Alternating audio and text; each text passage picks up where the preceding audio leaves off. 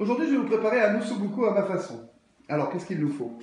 De la viande pour l'ossobuco, c'est-à-dire du jarret de veau, de l'oignon, des carottes, du céleri, 2 boîtes de tomates, du concentré de tomate, de la farine, du vin blanc, du sel, du poivre, de l'huile d'olive, de l'ail, du bouquet garni et ceci qui est un bouillon de bœuf. Alors la viande d'ossobuco, très important, le passer à la farine, ça c'est vraiment important, hop. Pas laisser 2 tonnes de farine, hein, vous le tapez bien, voilà, de cette manière-là. Et voilà, donc les 4 sont farinés, bien comme il faut, et ils sont prêts à être mis dans la sauteuse. Voilà, alors tous mes légumes sont coupés. J'ai rajouté du persil, ce que j'avais oublié de vous dire, que j'ai mélangé et coupé avec l'ail. Là, j'ai dans ma casserole, je fais revenir un peu d'huile et du beurre, parce que je dois faire revenir mes morceaux au fond. Alors, en fait, je vais bien faire revenir mes morceaux de viande. Ce qui est important, c'est vraiment de les colorer, très très important, et de créer donc des sucs au fond de la casserole.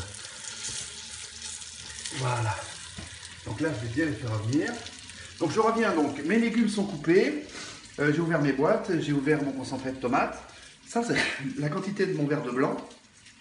Et voici, là c'est le cube tout à l'heure de bouillon. J'ai rajouté de l'eau chaude pour bien qu'il fonde, que je m'en servirai tout à l'heure. Je vais, avant de les retourner, bien poivrer. Voilà, et je vais mettre mon sel. Et voilà. Voilà, maintenant la viande est bien colorée. Donc je la sors sur tous les morceaux. Voilà. Regardez comme elle est bien colorée.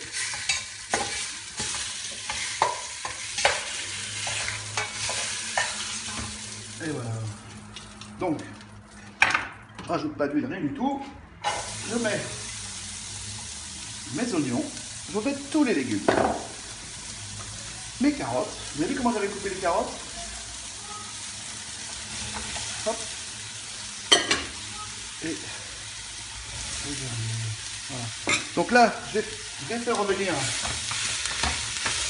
mes légumes. Voilà. Et dès que c'est bien coloré, je vais y mettre à déglacer avec le vin blanc. Voilà. Là, les légumes sont suffisamment revenus. Regardez. Et maintenant, je vais les déglacer avec le vin blanc. J'adore ce bruit. Voilà. Donc j'y mets à déglacer. Je vais laisser bouillir. Allez, 2-3 minutes pour enlever l'alcool. Et ensuite, je mettrai la tomate. Voilà, donc l'alcool est évaporé. Impeccable. Je vais mettre mes 2 boîtes de tomates.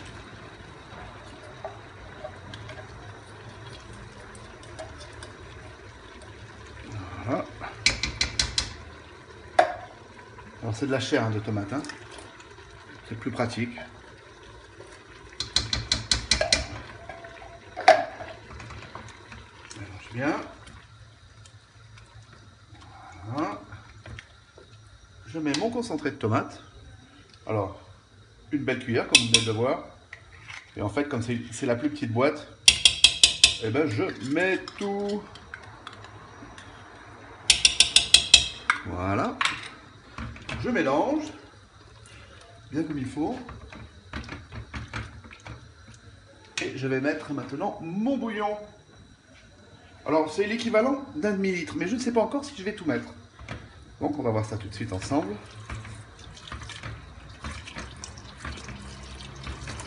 Et ben je mets tout. Et voilà. Mon bouillon est entièrement versé.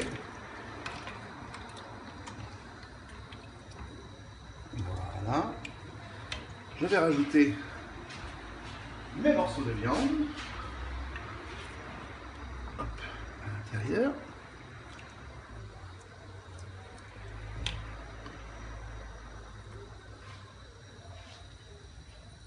Voilà. Donc maintenant, mes morceaux de viande sont ajoutés. Alors moi j'ai une façon de faire différente des autres. Est-ce que c'est la meilleure? Je ne sais pas, mais c'est la mienne. Je vais mettre tout de suite le persil avec l'ail. Je vais rajouter quelque chose auquel je vous ai oublié de vous en parler dès le départ. C'est tout simplement de mettre un peu de zeste d'orange, pas beaucoup.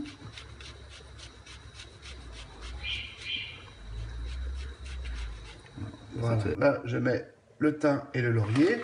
Et évidemment, encore une fois, j'avais oublié. Et je mets l'équivalent d'une cuillère à café de sucre pour enlever l'acidité, puisqu'il y a de la sauce tomate. Donc tout ça, je le mélange bien. Je vais le faire cuire à feu doux dans la cocotte minute que je vais fermer. Voilà, parfait. Si vous aviez cette odeur, c'est fantastique. Je ferme la cocotte pour 45 minutes. Alors, bon, bah, mes pâtes, ça y est, sont presque prêtes. Notre plat, lui, je vais le baisser un peu, il est parfait. Regardez ça tout de suite. Waouh! Oh là là, ce que ça sent bon. Oh, les bouts de viande. Bon, et ben écoutez, je vais égoutter les pâtes et je vais dresser. Et voilà, c'est dressé. C'est plein de couleurs. Je peux vous dire que ça sent super bon. Qu'on va se régaler. Sur ce, je vous souhaite un très bon appétit.